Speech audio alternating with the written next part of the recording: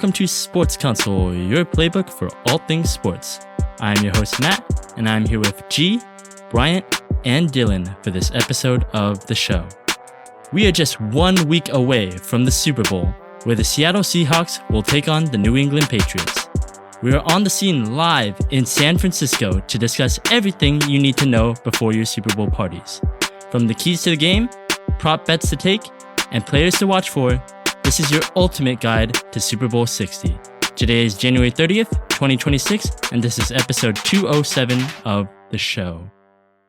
We are live in San Francisco for the first time in maybe 6 years in Sports Counsel history, which is crazy, honestly. We haven't done a live episode since the pandemic, and we're going to try something out, of course, because we all live in the Bay Area. The Super Bowl's in the Bay Area, so why not? How are you guys feeling, gentlemen? I can see you guys for the first time in a podcast. Well, the Super Bowl is in Santa Clara, not San Francisco, unfortunately. Okay, fine. I wish it was that Candlestick. Right. That's like 5 miles from here. It's pretty close, but no, it's all in Santa Clara. Really should be in San Francisco. The Santa Clara 49ers is just a beautiful stadium. Well, you got to do this right now. We're in San Francisco. We're doing this whole thing here. We are. That's true. We're in Dillon's hometown. Thank you for letting everyone know. But even if we did it at Candlestick, there's like lead in the soil. So what are we doing here? I'm just being realistic. What Why are you did we move saying? from Candlestick? What? I mean, we got a fan base all around the U.S., right around the world. They got to know the truth. And there's lead in San Francisco. And that is why I went to Santa Clara. It's going to be a great Super Bowl, guys. I'm hyped. How about you guys? It's going to be interesting. I think the two teams playing is not what I would ever guessed. So that part of it is interesting, kind of like just accepting that we are watching the New England Patriots again and the Seattle Seahawks again. I know that one kind of stings for you guys a little bit more. We'll get into it later. And well, I know you guys know. it was, I think, like 10, 12 years ago when this matchup happened. And like a lot has changed. We used to all hate Richard Sherman, and now he's like a homie to us. So I think that's like, it's kind of like coming full circle, but for not the right reasons. Yeah. Either way, we are going to be covering everything in the Super Bowl there is. This is your ultimate guide to Super Bowl 60, like we said. But before we get into that, if you're a first-time listener, this is Sports Counsel. This is our podcast. And G, where can the people find Sports Counsel? I would love to tell the people where they can find Sports Counsel. It couldn't be easier. It's 2026. Open up your phone, open up your iPad, your laptop, whatever you got at home. You're going to go to your favorite social media app. You're going to look at sports_counsel, 2 words, and an underscore in between. It couldn't be easier. We're on all your favorite social medias, Twitter, X, Instagram, Threads, TikTok, YouTube, whatever it is, even Facebook for our old fans out there. I don't want to single you guys out, but we know you're older. Follow us, drop some notifications, all free. Best part is there's a Discord link in the bio. Go ahead and join the Discord. Couldn't be easier. Go interact with us, ask us questions either in the Discord if you don't want it to be public, just between the group of people in there, or if you want to go ahead and reply to some of our crazy tweets, reactions, whatever's going on, go find us on social media. One more time, sports_counsel. Couldn't be easier, right, guys? Correct. Sports_counsel on all our platforms. Definitely check it out. Follow along. Join the Discord. Participate in the discussion. We will be live and active for the Super Bowl, so definitely discuss with us there. All right. Well, we're still live in San Francisco.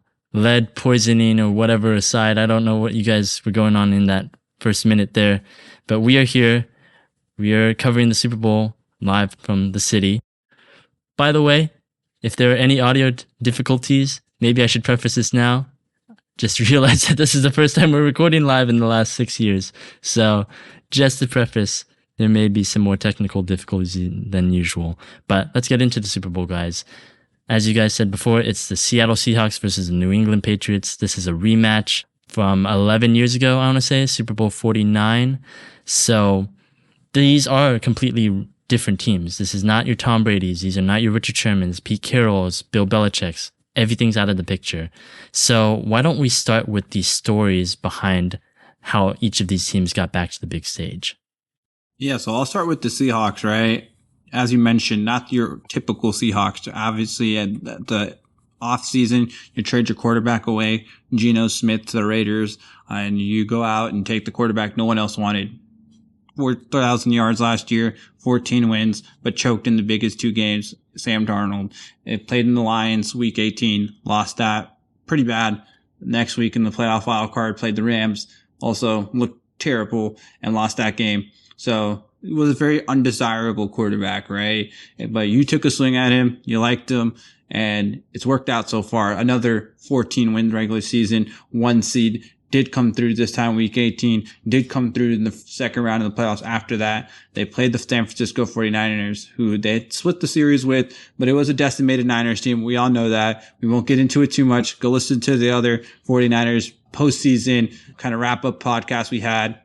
Plug to the fellas here for making that one. But yeah, so going back to the Seahawks, you have their defense, who's led by their head coach, defensive wizard, Mike McDonald, who back in 2024 came from a Ravens team who we also had a top defense in 2023. So this year, that defense has just been elite and basically has shut out the Niners. And then you go to the other side of the ball with the Seahawks offense led by Sam Darnold and maybe a top 3 to 5 wide receiver in the NFL and Jackson Smith-Njigba. It was an unstoppable offense. And obviously, you have running back Ken Walker, who's been playing really well this postseason and dominated the 49ers. I'm sorry, guys. It just happened. Played really well against the Rams in the conference championship game as well. Just kind of some quick stats here. Like they're top 10 in both sides of the ball in scoring, which is usually a huge thing. 3rd in scoring, in total scoring, and then 8th in total offense. That's great numbers across the board. Looking at their defense, 1st in scoring,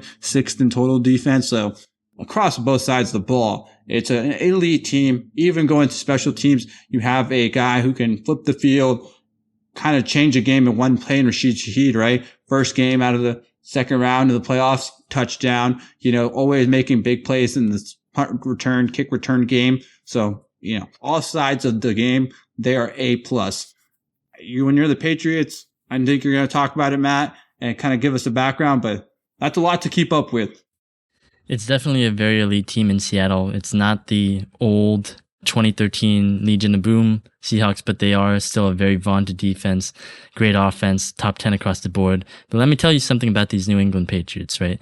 They might not be the New England Patriots of old, of Tom Brady, of Bill Belichick, and a bunch of white guys, I guess that's slot receiver, but they are still a very formidable team this year. The last time the Patriots were in the playoffs, it was 2021. They were still with Bill Belichick. They had a rookie Mac Jones, and they got blown out by the Buffalo Bills, right? But now, ever since then, it's kind of been tumultuous. They've had a number of offensive coordinators that have gone wrong. Bill Belichick eventually, stepped down from being head coach. Mac Jones left, and then they had to draft a rookie, Drake May. And they had a coach to succeed Bill Belichick, Gerard Mayo, who ultimately just did not work out. He went 4-13 with Drake May and ultimately was canned in the first year. So then they had back-to-back 4-13 seasons. They didn't know what to do. And so they got Mike Vrabel, the former linebacker to the Patriots, a Super Bowl champion.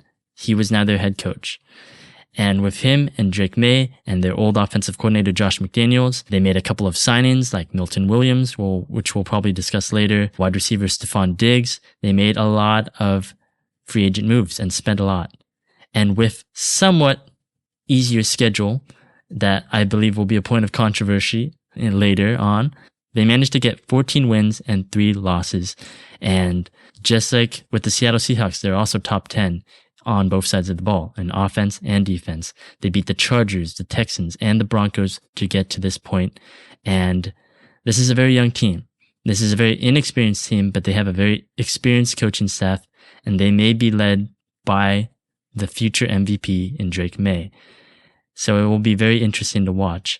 But that's enough of the background from both sides of the ball here and both teams. Let's just start with the matchup in particular. What is kind of your main takeaways just to start off from the game? I think the main takeaway is going into this matchup, like Patriots with Drake May, they light up other people's defense. But now when you go against Seattle, before or 10 years ago, they were known as Legion of Boom, but now they're coming back with the dark side of the moon. And That's a stupid name, by the way. I know. That's what they call it. Everyone's been calling them. And like they have a bunch of really good players from the trenches all the way to the second level, like Devin Witherspoon, Julian Love, Leonard Williams, everyone's favorite person, Seattle, Tyreek Woolen or Reek Woolen. And I think they're so dominant, they can smell their other team's offenses, like how they killed the 49ers, basically. I'm looking at this matchup particularly, and I kind of lean towards a little bit towards Seattle because I'm a big believer of like defense wins championships. It's definitely the strength on strength, right? It's like the Patriots offense, I think, is their best part. I mean, we just talked about them both being top 10 on both sides of the ball, but I think when you think about Seattle first, right, it's the defense. When you think about the Patriots first, it's offense, right? And for all you people out there who have not watched the NFL season, the entire season, that's basically the matchup that you guys should be looking for. When you're at your Super Bowl parties, just be like, wow, this is the Patriots offense right here. This is a huge, big play offense versus, the dark side of the moon in Seattle's defense. So that's the main matchup you're looking for here. And Dillon, you talked about the Seattle defense. I mean, I want to talk about the Patriots offense here because that's the other side of the ball. They are really good. And I know people are always talking about schedule. The schedule is too easy and whatnot. And I think there's obviously like a viral stat that's going on. Like Drake May has like a negative 17 EPA in the playoffs, which is like the worst all time for like a Super Bowl quarterback. Look, it's tough. They faced really tough defenses. They faced top 5 defenses in every single matchup. 2 of them were in the worst conditions possible, in like the rain and the snow and stuff like that. So I think he made the plays that he has to make in those games to win, as well as the fact that it's going to be nice and sunny, knock on wood in Santa Clara, and it's going to be perfect weather. And I trust Drake May because I've been watching him the entire season so far. He is the leader of the young man, as they say. If you've watched any of our other podcasts, it's an inside joke. But he's only 23 years old. He's getting to the Super Bowl in his second year. That hasn't been done very often. Joe Burrow did it. Brock Purdy did it. Dan Marino did it. I don't think any of them won, but we digress. I don't know if that's a good sign. I think you're maybe proving the wrong side there. Either way, it's impressive. What Drake May does the best, though, for this offense, and what this Patriots offense does so well, is the deep ball passing. They are, I think, one of the best in the league in explosive plays. Like down the field, Drake May is incredibly accurate, first of all, but his deep ball passing is just phenomenal. I think he has the most completions on tight windows in deep balls in the entire league. And I think that's going to be the key for the Seattle defense against the Seattle defense, because if you can hit on those explosive plays, because Mike McDonald's defensive scheme is essentially force a check down, force them to always check the ball down, make it a very long drive, because eventually offenses are going to get frustrated. They're going to make either a mistake or they're just not going to be able to always get the ball moving. So you saw the success with Matthew Stafford. When he was actually successful in the second half of that game, he had the Devontae Adams, huge pass. He had the Puka Nacua down the sideline on Tyreek Woolen. Obviously, it has to be explosive plays. If they can hit on those, that's the biggest thing. And then going hand in hand with that, like when you're talking explosive plays and you maybe not familiar with the Patriots, you might think, who's out there making those plays. It's not just Stephon Diggs, who kind of had a reemergence. I know we kind of want to focus on these receivers as there's going to be the ones making the plays, right? If you're comparing this to the Rams games, obviously there's no Puka or Devontae Adams, but when you're looking at just kind of those advanced analytics type of stats, you're looking at the connection between Drake May and Stephon Diggs and also Kayshon Boutte, who's actually been really good for them. And he kind of specializes in those deep passes that you're kind of mentioning, Matt. If you look at a quarterback and his top 2 receivers and his passer rating when targeting those, Drake May, Stephon Diggs, and Boutte are top 5. And you're looking at the comp of like the Matthew Stafford, Matthew Stafford, Devontae Adams, Puka, or Jared Goff, Amon-Ra St. Brown, Jamo. Like those are high level guys, and you just kind of don't associate Diggs and Boutte with Jamar Chase and Higgins level of just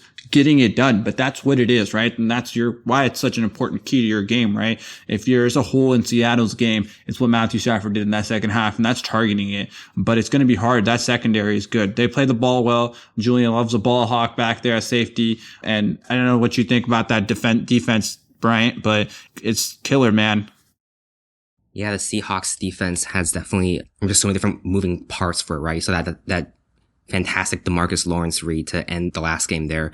I actually want to just briefly backtrack a bit onto the Patriots. I think the biggest storyline, especially even if you're just a casual fan, right? All you've heard of Patriots is like, oh, that schedule is weak. They haven't played anyone yet. But if you really look into it, it's not like the Patriots blew out every single team they faced. They had a couple close games out there. I think, they had that one game against the Ravens where Drake May had that game-winning drive. I think they had close ones against, Tampa Bay, Atlanta as well. So Patriots have shown they can win those closer games. And in the playoffs, yes, the teams they played, they had some unforeseen circumstances around them, but those are still elite defenses in adverse conditions, and the team still showed up and they won those games. So they've faced every challenge they come across at this point, and they passed it with flying colors. It's unfair to really just doubt them based solely off of that. So I definitely think this Patriots team can respond. Now they're going against a Seahawks team that is good, right? Both sides of the ball. They got my favorite player, Sam Darnold, Daddy Darnold, as we call it. Well, before we get into the Seahawks offense, I do want to get into one last point about the matchup for the other side of the ball here, the Patriots offense. I think you said, Booty is basically the name to watch for here, right? I don't think a lot of people know about Kayshon Boutte at all.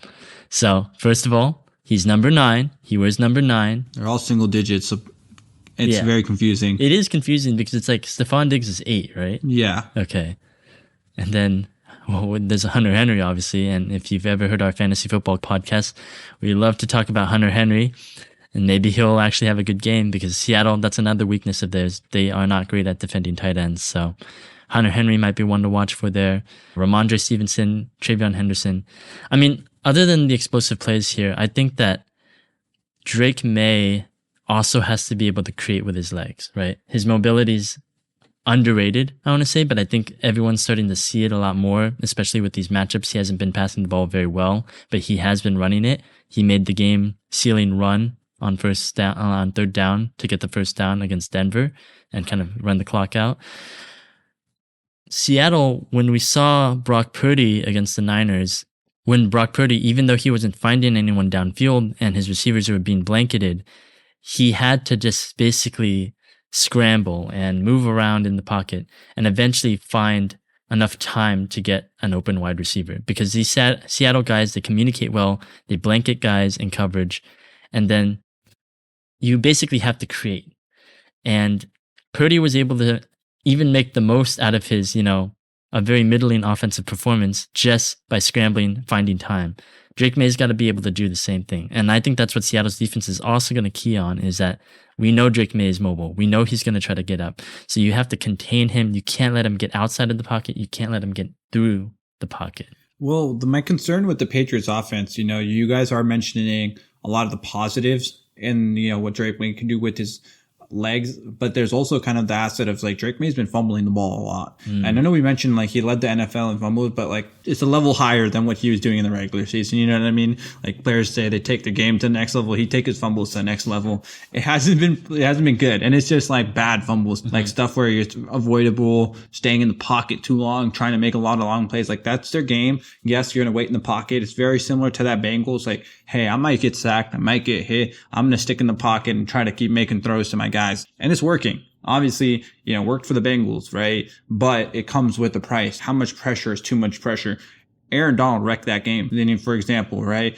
Will Campbell has not played good. Their left tackle, 4th overall pick this year, came out of LSU. His whole thing was about the short arms, and he's basically a T-Rex out there playing left tackle, essentially. And it's been a kind of an issue, especially against these teams that have elite pass rushers. We had Will Anderson. You have Chargers, Khalil Mack. Then you have the Broncos with 2 guys that caused havoc in that game, Jonathan Cooper and Benito. So now you're going into a team that has 4 D linemen with a 6+ sacks. That's impressive. That means your ass is going to be up against someone who is very good all game. And there's no, Byron Murphy's not bad. Leonard Williams is not bad. DeMarcus Lawrence is not bad. These guys are all good. So it's Is that O-line going to be able to give him time to really develop these plays? Or is it going to be, hey, Seattle might even get a defensive touchdown this game? Is that on the board? Like, could be. If they're going to get turnovers and he's going to sit in the pocket, fumble the ball, it's kind of up for anybody's game, right?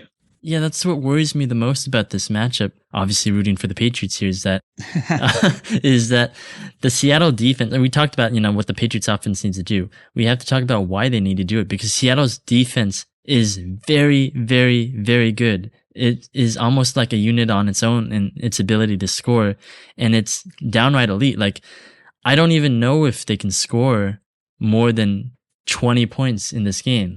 And we'll talk about it when we flip to the other side of the ball. Is Seattle's offense, all they need to do is just maybe score 20, and hopefully that defense will just take care of the rest. They're so good because they can pressure with 4 guys, and they don't have to bring anybody else from coverage to blitz, which is, just pressure the quarterback more. So if they can get pressure with just 4 guys and put all 7 other guys in coverage, then it's very much bad for Drake May, bad for the Patriots offense. And the only way to kind of alleviate that pressure, because I just don't see them winning it, because DeMarcus Lawrence versus Will Campbell, I think that's going to be one of the key matchups to watch for. I just don't see Will Campbell being able to do it at this point. It's hard. That's a very tough matchup. Yeah. You're going to have to find some version of a run game. Exactly. Obviously, we mentioned, Ramondre Stevenson, who's been getting 10, 15 carries a game, and kind of been that Mike Rabel workhorse-ish running back where you're kind of just running the clock by using your running back a lot. You mentioned Drake May, who almost had more rushing yards than passing yards last week against the Broncos. Weather conditions were a big part of that, but who shouldn't be as bad this week. What do you guys think? X factor of the Patriots offense got to be Travion. If he can get active, make an explosive play, he should be able to take a big load off of Drake May. Pause. Yeah, it'd be pretty interesting to see how the Patriots running backs play out, because I think that was a big storyline for them earlier in the season. It was Ramondre Stevenson's fumbling the ball all the time, and where's Travion? And then Travion finally got his time to shine. He has some pretty big, explosive games, right? He can generate those explosive plays that the Patriots will probably need to hit on to have a chance against that Seattle's defense there. But yeah, as you're saying, G, as soon as the playoffs hit, it was back to Ramondre Stevenson. It was Drake May running the ball more. Not sure what's the cause of that. I'm sure, Matt, if you've watched those games, maybe you have an idea of what could be going on there. Could it be something like Vrabel back to trusting, the vets on the team more? Or what do you think is the cause of the less Travion that we're seeing? Well, to answer that, I think it has to do with this is getting really advanced. It's a pass blocking thing as a running back. He's not really, we're talking about their O-line getting beat, giving up a lot of pressure. Usually with your veteran running backs, they're better pass protectors. And, Ramondre is a bigger guy. We talk about the explosiveness because he's smaller, kind of that faster build, right? Younger guy. That pass protection hasn't really came along where you got an older, reliable running back who's kind of going to help protect your quarterback and help your left tackle or your right tackle out a little bit more. That kind of keeps him on the field, right? And then you kind of have that, you can still catch. He's not like Ramondre can't. He just, for some reason, loves to put the ball on the ground, him and his quarterback. He loves his fumbles, both of those guys there, which is not good for this game. They got to get that out of their system real fast. That's actually a better explanation than I had, G. I thought it was just going to be stubbornness of veteran. Like we said all throughout the season, we thought Josh McDaniels and Mike Vrabel were just being stubborn and giving the veterans some snaps. But I do agree, pass protection is probably a big thing on their minds. The run game is going to be a big factor here. If the Patriots can run the ball, it will help immensely with the offense, because then they won't always have to pass, first of all. And I think Seattle's passing defense, even though it shows that, statistically their rushing defense is better, their pass defense is the most worrisome thing for me. And if you don't have to always drop back and pass and be predictable, then it'll be much harder for the Seahawks defense to diagnose what you're doing. Like you saw in the Rams game a couple of times, their best plays were draw plays. Every time Matthew Stafford hesitated, then gave the ball to Kyren Williams, Seattle was already too aggressive. They already were coming too fast, and then Kyren Williams was already taking off.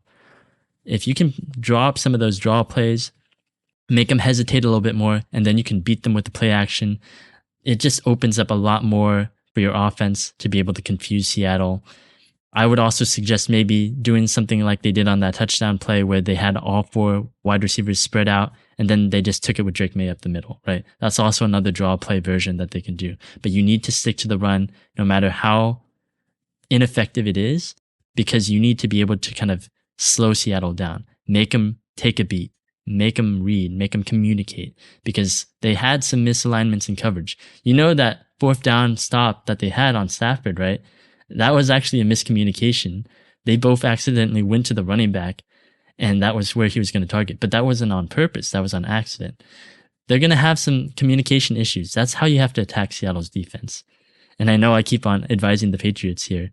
I don't want to give any more advice to the Seattle, defense. So I'm not going to do it. So let's move on to the other side of the ball here. Let's go to the Seattle offense versus the Patriots defense. And I know, Bryant, you want to talk about it.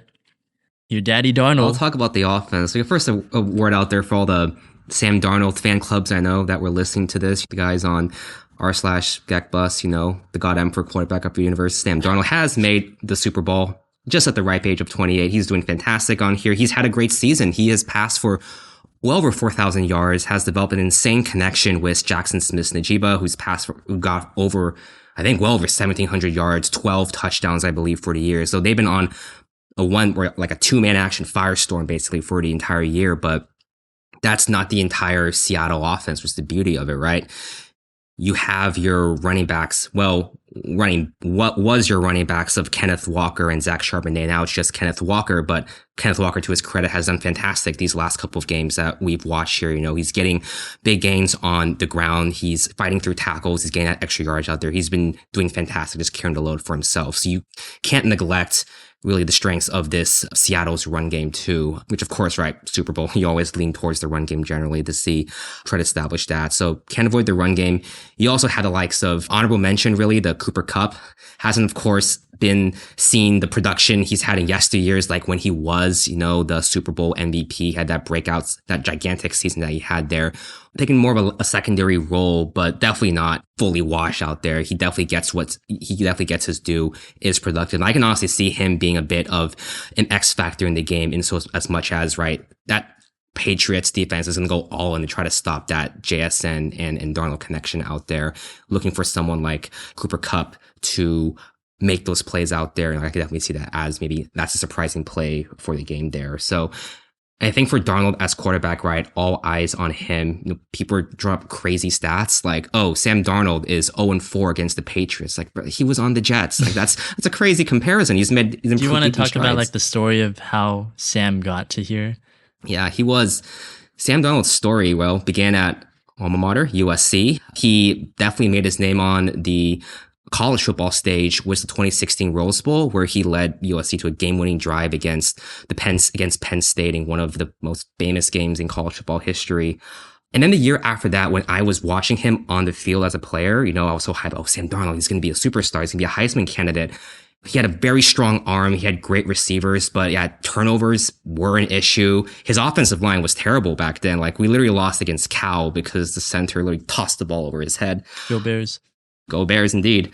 But no, he's made his way into the NFL. His journey has not been conventional, to say the least of it, right? He was a first-round draft pick, highly coveted, wasted. Basically, just his time was wasted for development on the Jets and the Panthers. And it wasn't really until he hit, ironically, the 49ers with Brock Purdy, where Darnold showed a lot of humility. He learned a lot from that Shanahan and Purdy team, and he improved leaps and bounds. Got starting gig again in Minneapolis, 4,000-yard game, made the playoffs and lost that first game, and then everyone's being just, oh no, Sam Darnold, he always sees ghosts. He can't win that big game.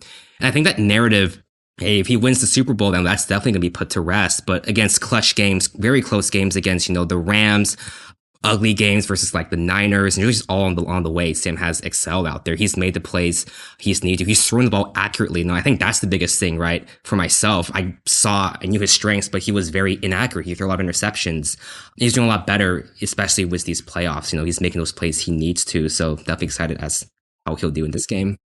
That kind of has to do with, that run game that we mentioned earlier, right? So they're building off Kenneth Walker. I feel like all the Shanahan system guys, they're always run game first. Let's build off that. And then let's incorporate a great play action game, which Sam Darnold has killed in Minnesota and in Seattle. And hence both those guys, Kevin O'Connell, Clint Kubiak, guys that come from the Shanahan system, right? So it's been very kind of systematic of when if we're going to use Darnold, right? Like, obviously you get now the receiver with almost 2,000 yards. He's used a lot, but that's coming based off something, they're not really going attack pass game first. Let's go run game. Kind of what we mentioned for the Patriots. Let's develop that, but they're really good at getting it going. And then boom, after that second and 2 after an 8-yard first down rush, we're going to come around and hit a deep shot to JSN, or we're going to find, or even a sleeper kind of guy on their offense, their tight end, AJ Barner, who's going to kind of keeping that tight end role consistent for them, which you haven't had in a while. So I like the diversity of their offense, right? You got Shaheed, who was a big pickup. We didn't really talk too much about him during our trade deadline episode,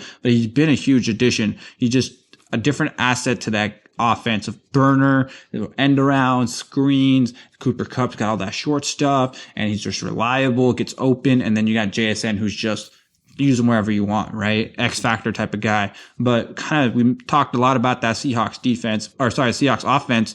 Where we haven't talked about is who's matching up with these guys. And the biggest matchup we're going to see is all pro versus all pro, JSN versus Christian Gonzalez, right? Young cornerback versus young receiver. They're both coming from these big name schools, Oregon for Christian Gonzalez, Ohio State. These guys are made for it, right? These are big games. These are what they're made for, right? So Christian Gonzalez has played great.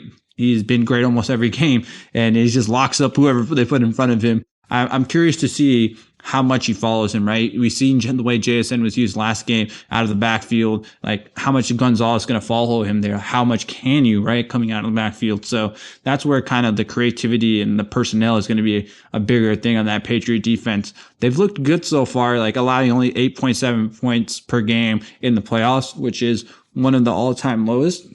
But we're looking at what matchups they had. Yeah, no, definitely JSN, Christian Gonzalez.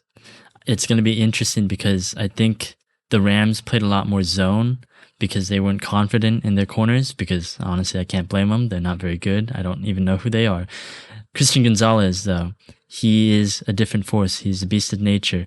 He hasn't been in the league very long, but he's already established himself as one of the best in the league. So you're definitely going to see a lot of number 11, which is JSN, Jackson Smith-Njigba, versus 0, Christian Gonzalez. If I was the Patriots, that's what I would do in order to lock up, Jackson Smith-Njigba. And again, I'm going to try to help the Patriots again here, and I'm going to give them all the strategy that they need to do. But like you said, G, this is a very underrated Patriots defense. I feel like we talk about the offense a lot. They're a very good defense. And I know we're going to talk about the schedule again, but it's not the schedule. They're actually legitimately a good defense. And I know they played some flawed offenses, right? Justin Herbert with his bad offensive line, CJ Stroud with his bad offensive line, Jarrett Stidham. But either way, I think they have the defensive personnel. I think they have, more importantly, the scheme in order to make it work, because just like with the Seahawks, they only rush 4 primarily, and they get a lot of pressure with just 4 guys, and it allows them to kind of cover everyone deep. And when you talk about the diversity of the Seattle offense, the play action, the running, right, how effective it is. And Sam Darnold's so good with the play action. Sam Darnold is not good without the play action. I think his numbers significantly drop when he's not in play action, when there's no faking the run. So if you're the Patriots, that's what you aim for, right? Maybe you don't always make Sam Darnold see ghosts, and maybe that's not a thing anymore. But I think the main thing you want to do is to stop the run first, stuff Kenneth Walker and prioritize that, and then make Sam Darnold drop back and pass every time. And eventually you're going to cause him to make a mistake. He hasn't made a mistake yet in the playoffs. No interceptions, no fumbles, no nothing. You have to make him make a mistake, because if you want to pull off an upset, because I think the Patriots should be underdogs in this, and I think we all agree on that, right? Yeah, they are. Yeah. You need to disrupt. You need to create turnovers. Every team that has had the turnover differential, the positive turnover differential, has won the game so far. Both these teams have benefited from it, right? 2 turnovers on Jarrett Stidham last week, and they barely won that game. That's how you win games. You got to make Sam Darnold see ghosts out there. Oh, I was going to say the same thing as you, just forcing Sam Darnold to do more than he's asked to do. Because I feel like this whole season he was tasked to just do what needs to be done. He doesn't have to go overboard or make the hero play. But I feel like with this upcoming Super Bowl, I think what's going to be his demise is if he has to be forced to make all those 50-50 passes. And JSN gets covered a lot. Like who else he's going to, like Cooper Kupp, right? Force him to use his other wide receivers that he may not have a good connection with. And I think just making him feel like he's going back to those old habits of like overthrowing or using too much of his arm, but not recognizing like what the defense is giving him. I see what you guys are going for, but I feel like a lot of their guys' analysis of the game is like very dependent on what Sam Darnold has been and less about what he is right now, in the sense of like he is playing the quarterback position. If you took the name out and the first 6 years of his career and just the last 2 years, like he's playing at a very, very, very high level. And the big game was the question mark. How good can he be in a big game? And he was about as good as you can be last game. And I don't want to be like obviously a recency bias, but in a playoff run, that's all we really got is that playoff run, right? Like we've seen many quarterbacks play above their means in a playoff run, right? So I just don't see the Patriots defense slowing him down. Of course, we talk about Christian Gonzalez, but in the ways they use JSN, it's going to be hard to shadow him. But alongside that, Sam Darnold just cooks out there, man. He was 25 of 36 for 346 yards and 3 touchdowns last game. Like that is remarkable. He went pass for pass with Matthew Stafford. He went drive for drive with Matthew Stafford. Matthew Stafford has been one of the best quarterback playoff performers, and he is like one of those playoff risers, as we kind of always talk about who's a riser and who's kind of like get scared of the moment, you can say. And Darnold has been everything you can ask for. And I understand like the cloud that shadows Sam Darnold. And maybe the only way to completely block it out is to win a Super Bowl. And there can't be any doubt. But at a certain point, we have to recognize he's playing at a very high level. And none of the quarterbacks and the offenses that the Patriots played on their route here are like at this level, in my opinion. And you got the Chargers. We mentioned their offense line is brutal, but their skill positions were not the greatest. Sure, you had Ladd McConkey and Quentin Johnson. Like that's not that great. Like that's not world beater. You have the Texans who they just play with the quarterback with no brain cells. Like he was out there turning the ball over 6 times and they only still won by like a possession, right? So it's like, and then you got the Broncos. Sure, the weather was bad half the game, but the first half of the game, it's not like you were doing too much either. So there's a lot of just the Broncos, these offenses that they played not being good, where this offense they're playing is elite. There's not just other way to put it. They are an elite offense. Whether Sam Darnold is elite is a different question, but as a unit, they are elite. And I don't consider the Patriots defense elite on that level to be able to slow them down enough. And maybe you guys can tell where my analysis on this game is kind of leading me towards, but I just don't think the Patriots can keep up with the Seattle offense. Well, first off, as the residential Sam Darnold hater on this podcast, probably for the last, 6 years or whatever, he's really proven me wrong so far in his ability to step up in these big games. I was very impressed with his game in the NFC Championship against the Rams. But the season's not over yet. And as long as the season's not over yet, there's still always time for a Darnold decline. This is what I'm talking about. This is the narrative that we need to, as real football analysis guys, right? Podcast guys, we got to be able to move past this, Matt. Sam Darnold meltdown. It happened in week 18. It can go a little longer. It'll happen. You gotta stop cursing, man. Cursing us, man. You can't curse Daddy Darnold like that. If he proves himself in the Super Bowl, I will apologize to Sam Darnold. But if not, then I'm going to come right back on this podcast. I'm going to talk about the Sam Darnold meltdown. I know this is kind of like irrelevant in terms of comparisons, but this feels like a lot of the same notion we got with Jalen Hurts. Even though he went into the Super Bowl having a Super Bowl where he played really well, we still doubted him going against the Chiefs and he'd lit them up like there was no tomorrow. There's a chance that Darnold goes out there, Matt might still not believe in him, and he might light up the Patriots. There's a great chance he could do that. Yeah, I listened to that podcast too, and I heard Jalen. I also doubted Jalen Hurts in that podcast. I'm not making the same mistake twice. We all picked the Chiefs that podcast. I remember that. We cannot make the same mistake here today, guys. Dylan picked the Eagles. I did. I was gonna say, like, even with Jalen Hurts like lighting up the Eagles, I think no matter what, that commentary will always go back to those quarterbacks, because like this season, right, with the Eagles offense, they were saying like Jalen Hurts can't run a complex offense or a complex playbook. So I feel like that question will always be in the back of everyone's mind. Yeah.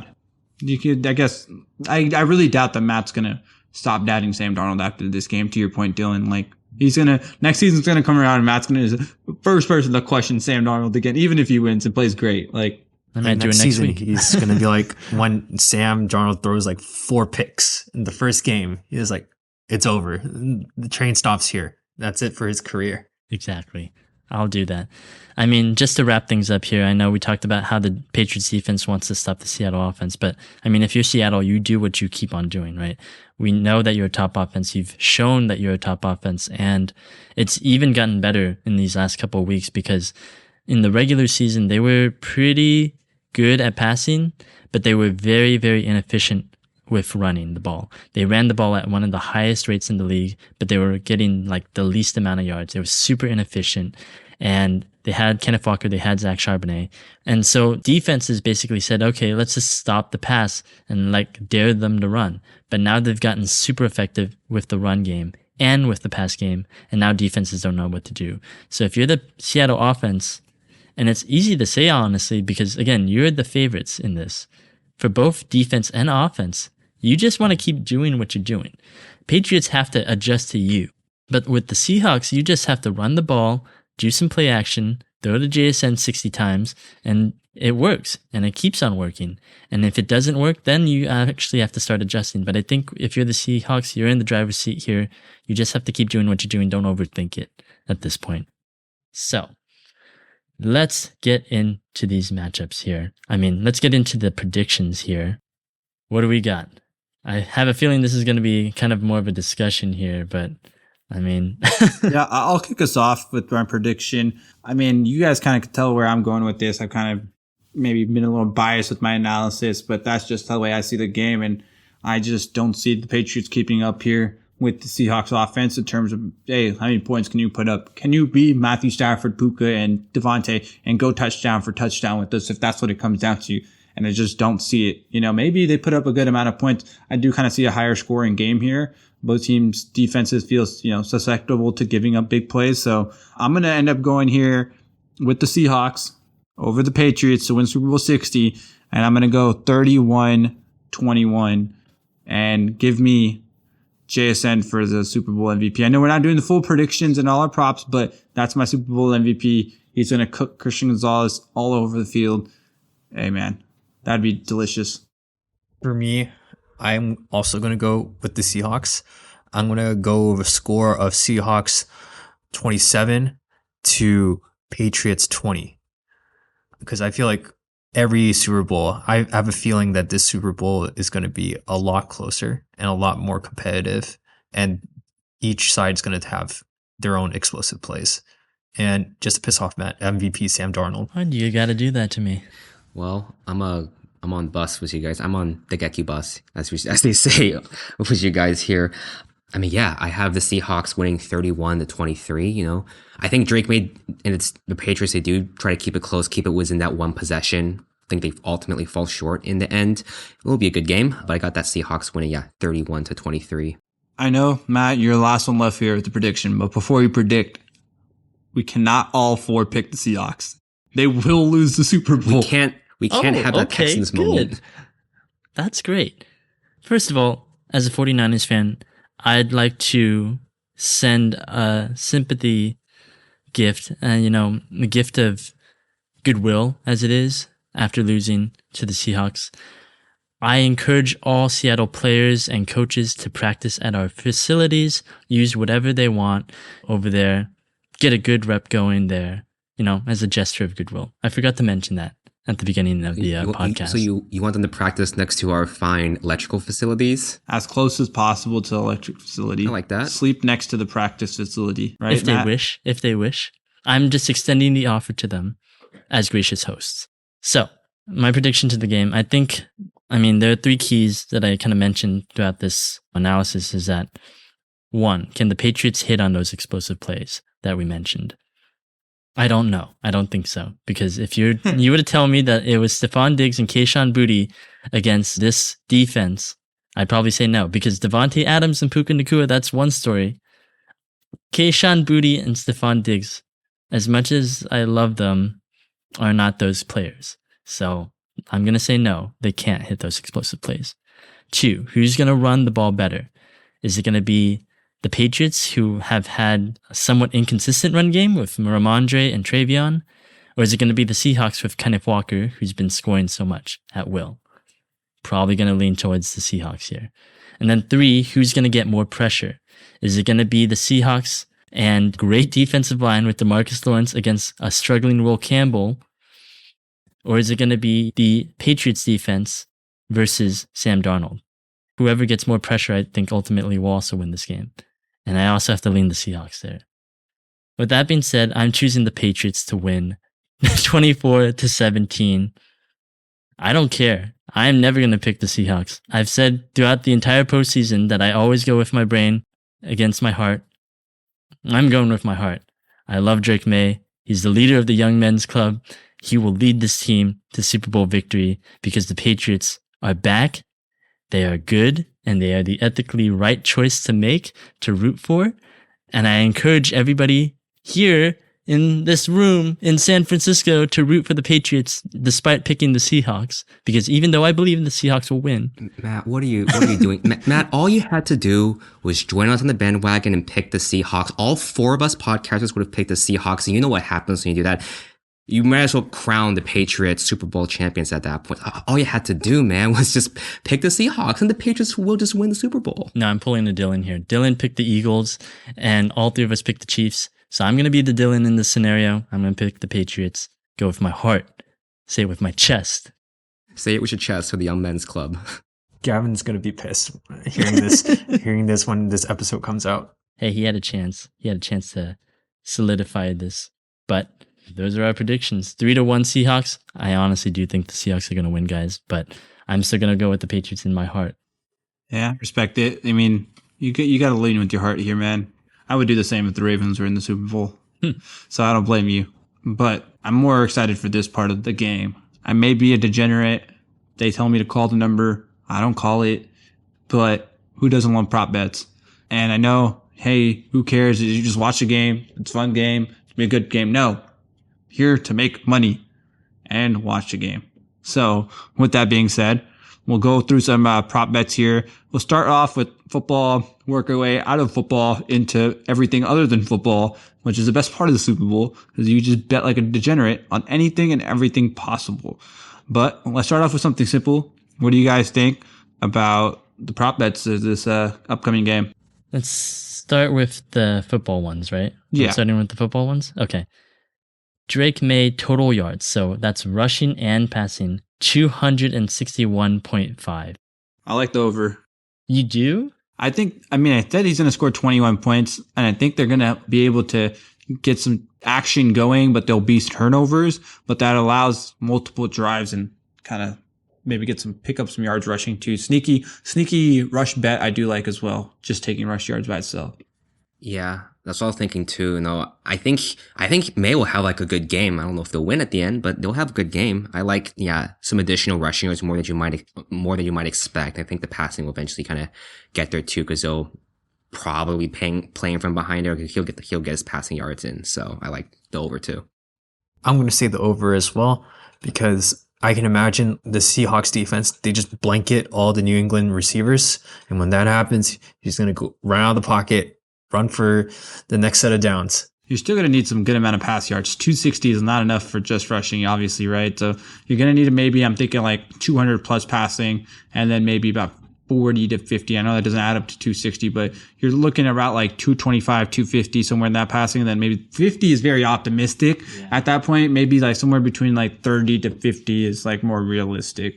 There's no way. Like 210. I think that was the passing yard line.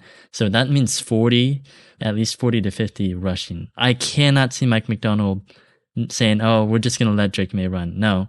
Seattle's defense is probably game planning specifically for Drake May's legs right now, because I think they know everything else. They can defend everything else. There's no way. They're going under unless there's garbage time. Garbage time is kind of hard to predict in a Super Bowl, but let's not do that. And speaking of rushing, Kenneth Walker is our next one. Rushing yards, just rushing at 74.5. He's been feel like clearing this pretty easily, getting a lot of touches, especially with Zach Charbonnet. Holani, I think, is the running back's name, who kind of sneaks in for some touches, but Now, this is Kenneth Walker's backfield, and I honestly am going to take the under on this just because I don't think he's going to get all the way up to 70 just pure rushing. I think it's going to be kind of like a controlled game, but we're going to mix in a lot of pass. We're going to mix in a lot of, check downs and stuff of that nature. So he'll get active. Maybe he might be another good bet for the touchdown prop we'll talk about earlier or later, but just pure rushing, I'm going to take the under. That's what I was looking at too, honestly, the under for this one. I feel like, and this is, I don't have any data to back this up. It's just my gut feeling. I feel like Super Bowl running backs, they don't have, I can't remember the last time one like really, really pop up. I feel like that 60 to 70 yard range is where you probably expect them to end up there. So yeah, 74 seems a little optimistic there. So I would also rest with the under for this one. I'm going to say the under as well. I think this type of game, freaking Sam Darnold, I think he's just going to just single target JSN as long as he can. And I feel like this is the time. I know Kenneth Walker had pretty good games recently, but I feel like this, for some reason, I have a feeling that he's going to not get as much yards. I guess I got to save everybody here. I'll go over just because if we all go under, it's going to be jinxed and he'll go over. So I'm going to go over. Okay, so we're not. So me, Bryant, and Dillon in agreement to every pick so far. This is I can only see it ending one way, right? We're going to come back here on whatever in 2 weeks and be like, wow, we really just got everything wrong. This match just like rejoicing the whole Drake time. May just really just cooked and or didn't play like do anything, and Kenneth Walker had a crazy game, but somehow the Patriots still won, and we're gonna look at each other like, damn, we didn't get a single pick right. Gotta diversify our picks here. So JSN receiving yards 93.5. I'll start it off this time. Over. I'll go over. I think you're gonna go over too, G, right? Because you think he's gonna cook him. I think he's gonna cook. I think he's gonna have a great game. So fuck, dude. I don't like this. I'm looking at you guys, man. I'm hoping one of you two is going under, please. I was actually going to probably go under on this one. I feel like a lot of yards. It is a lot of yards. It's like, Puka his set was also like 90 or so yards too. So, there's definitely a world where maybe he doesn't get like the most yards in the game, but he still gets his touchdowns where so maybe even gets multiple touchdowns. It's not quite that yardage out there. So you guys still be successful without those yards. So, wow. I'm just feeling the under on this one. This is pretty simple. Take the over. Yeah, it's never that simple, but hey, I like the analysis. Don't say it's pretty simple if you've never gambled like this, Dillon. This shit is not for fun. Well, we should also specify before we get too much further into this. It's not gambling advice. This is predictions. Yeah, it's not a lawsuit worthy. Yeah. Yeah. Well, okay. This is a fun one. I think we should all be able to get different names for this one. Touchdown prop of the game. So we can go kind of safer. You can go kind of riskier. Go where you want. Throw out the name you feel most comfortable with. I'm going to go with one guy, but I'm going to go for two. So what I mean is 2 touchdowns. I think Ken Walker could cook, man, especially in the goal line situations. You get the downfield with JSN, and now you got Ken Walker. It's pretty simple. That's what they've been feeding him. There's no feel, especially with the no split of the running back room anymore. It just feels like he gets every goal line carry. So give me Kenneth Walker for 1 touchdown and a little bit of money on that 2 touchdown. I'm gonna give you guys 3 actually. Ooh, whoa. What? So it's okay. Here's my thought here, right? For first touchdown of the game, I know some sites you can do the first one. I like Kenneth Walker. I can see him getting the first touchdown. Seems like a good way to start the game. I think, if I had to give not a tight end, but a touchdown guaranteed. Okay. JSN, I like him. I can see him getting that touchdown, maybe somewhere down in the game. I like him. And then my sleeper honorable mention, because I just have a feeling this is going to happen just to spite me. Hunter Henry touchdown. It's going to happen somewhere. Like, what the heck? Hunter Henry caught a touchdown just out of nowhere like that. I can feel it coming. So yeah, 3 for you guys. I was actually going to say Hunter Henry first touchdown for the Patriots, but for Seattle, I'm going to say 2 touchdowns for JSN. That would be insane. I'm sure the odds on these 2 touchdowns are really good. And also odds on first touchdowns are always really good. So that could be very interesting there. First touchdown, Kenneth Walker, first touchdown, Hunter Henry, depending on what team you think scores first. So you could take like 1 each for the teams. You got anything for us there, Matt? You guys took everybody, every single player basically. There's Shaheed, there's still Cup, there's still Holani, there's still Stevenson, Henderson, Diggs, Booty, Drake May, Sam Darnold. Get frisky with your legs, Sam Darnold. Daddy Darnold with the daddy legs. Danny long Darnold legs? rush touchdown. Yeah, put that down. I was gonna go with Hunter Henry.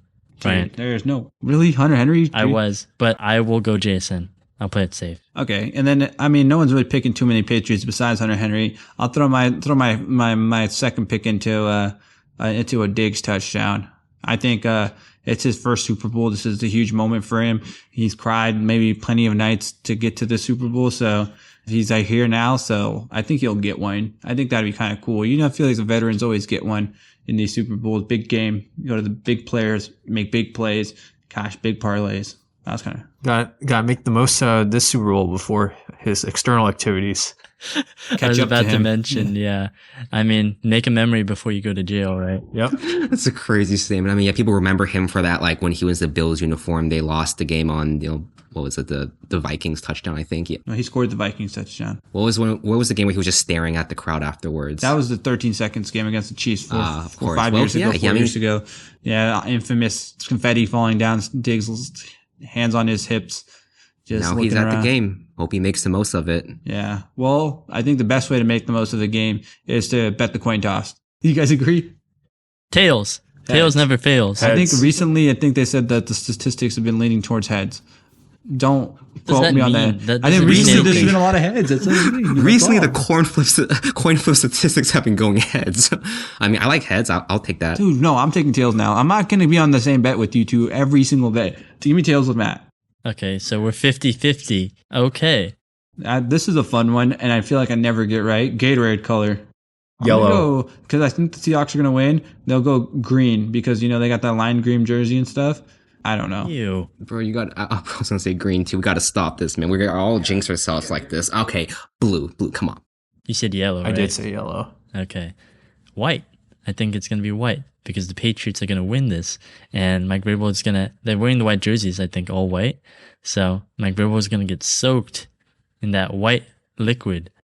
Okay, that's weird. Let's continue. Thank you for sharing. Matt gets distracted looking deeply into Dillon's eyes there. This is why we're live. This is why we're doing this live. Yeah, some freak shit's going to happen after this. But with that being said, the freakiest bet of the board, my favorite one of the board, is always the national anthem over under for Charlie Puth, which is an interesting selection for the national anthem, but we're not here to critique him, but we're here to bet the time it'll take him to perform the national anthem, which right now is at 120 seconds. Where I got that from is Bet99. I don't ever use them, but I saw it online. It's hard to find a real market for this. Maybe, Call She or something. I don't know. But sponsor us. We'll take it. But 120 seconds. What do you guys think? I feel like the over always hits, right? It's like you're a performer. You want to show off what you got in your bag as a singer or something. I'm going to say the under because I feel like Charlie Puth is not the guy who be very dramatic. Extend his vocals. Exactly. I don't think he's that dramatic, especially when coming down to singing the national anthem. So wasn't he on that See You Again song, right? Yeah. He was singing pretty well on that, I think. Yeah, but he's like a pop guy. I think statistically, it's the last few have all been overs. I'm going to go to the under on this one, yeah, because he's like a pop guy. I don't think he'll go too crazy. No, I'm pretty sure this guy's a diva. I'll go over. That's a pretty big accusation. That's a big statement. Have some kind of thing? I thought he had some kind of controversy or whatever. I'm sure he did. Everybody does. Selena Gomez and him, we don't talk anymore, and then they literally never did again.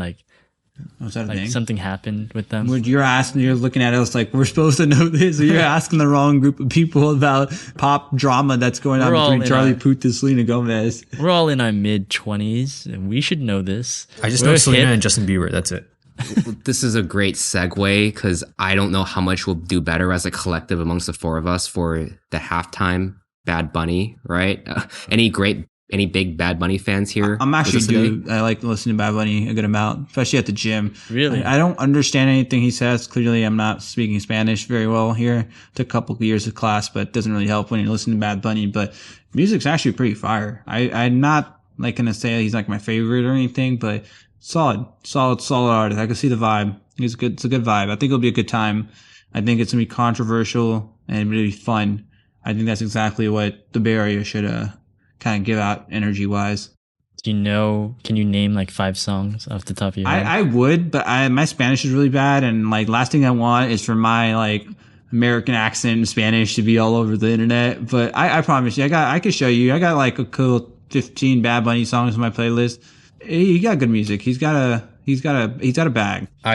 Should I try naming one? No. I know one. I only know Mia featuring Drake. That's a great song. Mia is a great song. He has DMTF, which is like his most recent album. That one's really good. He has a couple others off his older album with a colorful album cover. Really good song. But no, I think it'll be fun. I think it's just hard to kind of guess what's going to happen. Who could he even bring out that I guess you could bet on as well, right? Like more Spanish artists, I guess would be the odds. Odds were the highest person were Cardi B, which I guess because she's with Stefan makes sense, but Taylor didn't come out last year because Travis was playing. Like, I don't think Cardi B is in the plans coming out. I wouldn't bet that. I'd bet like a J Balvin or like some others kind of Latino artist. Maybe, I don't know, Rosalina, I think is another one he made a few different songs with. There's like the only one, literally the only Latino artist I've added is like Daddy Yankee, the Despacito guy. But there's also Karol G, who's a famous female artist that's in the same kind of industry of work and has some songs with them. It's hard though. Cardi B and him had a song together, right? Did they? Yeah, they have a song together. I don't know what it is, but I know that it exists. Okay, interesting. I guess that makes sense. But I just think if you're there to watch a game because you're supporting a player, like obviously she's supporting Stephon Diggs, like you're not going to go and perform. That just doesn't, in my mind, like you're not going to just like miss the third quarter because you're just recovering from your set. I don't think that's how it works. I think she actually gives a shit about watching the game, weirdly enough. I don't know why I think that, but like she seems involved. She seems like she cares and will want to be at the game, kind of watching the game for the game, not going there to be a secret performer. First of all, I don't know why Charlie Puth is the national anthem singer because does he have any ties to the Bay Area? I don't think so. No, but I also think there's some like weird involvement of the Green Day in this as well. Yeah. I remember hearing something about like their name being thrown around as like because they're from like the Bay Area or something. They're also going to be like some type of like after game performance or some type of like, I don't know. They're also supposed to be performing. I don't know what's going on. Why don't we have like all these Bay Area, G-Eazy? Okay, dude, don't do that. I thought you were going to start off with E40. We should have done what I'll say E40. Yeah, we should have done what Golden or whatever his name is. No, but we should have done what LA did. They got their group of artists that are from the area. They got to perform together. We should have E40, Too Short, maybe like La Russell. La Russell could have been cool. He's got some like newer music for the Bay Area. And Pilo. Pilo could have been, that could have been the four of them. And Saweetie. Yeah. We're really stretching it now, but I don't know. Like Bad Bunny just seems like, I'm not going to say it, but there's a lot of Mexican people in California, obviously statistics speaking, not just racially speaking. That's a fact. So I guess put Bad Bunny out here makes sense, but also it's random as fuck. You had to start off with G-Eazy, man. Yeah. Why would you say that? Is that what you think of a when Bay I think Area of music? the Bay Like Area, G-Eazy? yeah, I think of G-Eazy. It's like, damn, bro. I'm going to go to San Francisco. Play me some G-Eazy. All right. With that being said, before Matt gets every Bay Area person that listens to this, or our main audience, pissed off, like what's that Sweetie song again? That's my best friend. that is a great song. Who she performed that with? No. Oh no. All right. Well, we're not the right people for this. Well, I mean, those are some interesting props. I mean, any fun ones you guys have other besides the ones we went over today? I know, Matt, you probably got something devious cooked up there in the sleeper or like the prize picks. I don't know what you're on nowadays. Oh, I'm on both. You're on both. Do these have props for like the commercials? That'd be cool. Like There probably is somewhere. I don't know what it would be. Like who has a commercial type of thing. Okay, Yeah. If you guys had a guess, not a prop, but like you had a guess, who has you would say the best commercial? Who would you guess what company it is? I think it might be like one of those backup commercials. Like what is that? Progressive? Yeah, Progressive. I was going to say they may just pull out like the most legendary backup, like Nick Foles for the Super Bowl. Like that'd Teddy be pretty cool. Bridgewater, That'd be I think, pretty was epic. there. I was going to say something like State Farm. State Farm, yeah, I feel like they're always reliable. Like they got like the Mountain Dew gig where some chaos is gonna happen. State Farm fucking sucks. Have you seen the State Farm commercials lately? Which one is it? It's the Mahomes and the Pirate. And no, there's the other one with Meghan Trainor too. Yeah, that one's terrible. We talked about this in one of the episodes. That was a listener league topic. I got a couple ads answered one. Is Heisman House State Farm or Heisman House is Nissan. whoever? Basically, Heisman House and Fansville for Dr. Pepper. Do They're they always gonna do be Super there. Bowls? I think feel like Mountain they're so Dew always has one. ubiquitous. Mountain Dew's always got one, and Doritos always has a cool one. I think those two are always good for like some weird shit to happen, and they'll either be funny or just random or absolutely idiotic. I mean, there've been some crazy commercials like the Coinbase QR code, the alleged Kanye one. Oh, that was funny. I don't think they even aired, honestly. That shouldn't count, but yeah. I saw the Kanye one. Yeah, they both aired. The Coinbase one also was for like 15 seconds, just a little fucking QR code bouncing around the screen, which is stupid, but yeah, I guess it's interesting. Well, that is pretty much all the Super Bowl coverage that we have. I mean, anything else you want to predict, like anything that happens, it doesn't have to be a prop bet, it doesn't have to be, but just maybe something that happens during the Super Bowl that you want to just call now, say it, speak it into existence. I already know someone's going to run on the field.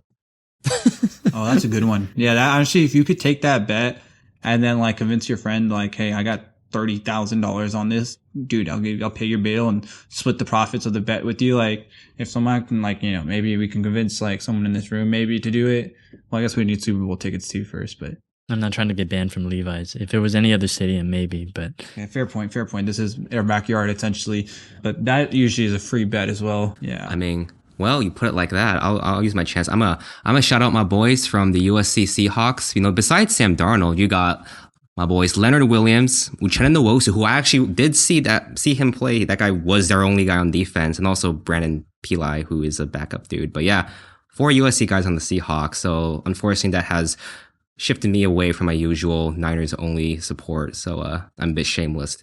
it didn't really take much. They lost, and the next week you were a Seahawks fan. no damn way, Bryant. Are you kidding me? You're not rooting for the Seahawks? Can't root for the Seahawks just because they have 4 guys who went to USC. 4 guys from a USC quarterback has never won the Super Bowl before. That's got to change, man. We got to. No, and it will say that way. It will say that. It will not. We'll go back. Fight on. Fight on, indeed. Thanks, Dillon. I'm gonna go with a Drake May game-winning drive to prove the haters wrong. Damn, that'd be cool. I would say, I don't know, actually. I will say JSN will have a great game, and the Seahawks will win comfortably, like as I predicted. And Matt will be very sad, and it'll be very funny to make fun of Matt. Okay, actually, never mind. I'm predicting the Seattle blowout. No, you're not. Too late. Darnold's going to win. Lock it in. 5 touchdowns, no interceptions. Drake made 3 interceptions. But obvious lies aside, that is it for our Super Bowl coverage of Super Bowl 60. Be sure to follow us on Spotify, iTunes, wherever you get your podcasts from, to listen to the latest and greatest of our podcasts. We have a lot of episodes for you. We covered the entire season, and we will continue to do more episodes as we go on. So be sure to listen and follow along early. You can also follow our social media pages, Sports_Counsel, on all your social media platforms. Again, that's Twitter, Threads, Instagram, TikTok. We are using our TikTok now. Got a lot of great content for you guys there. So definitely follow along. Join our Discord as well. Link is in the bio of all of those. That's going to do it.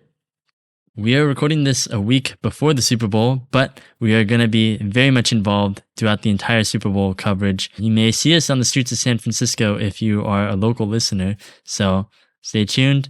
We should have a lot of fun festivities for the Super Bowl, and hope you guys enjoy your Super Bowl parties.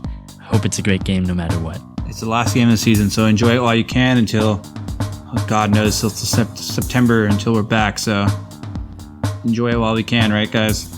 Agreed.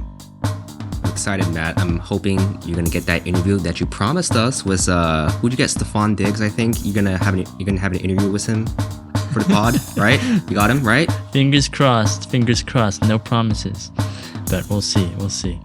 But that's gonna do it. Fuck the Seahawks. Go Seahawks. Go Cox. Right on.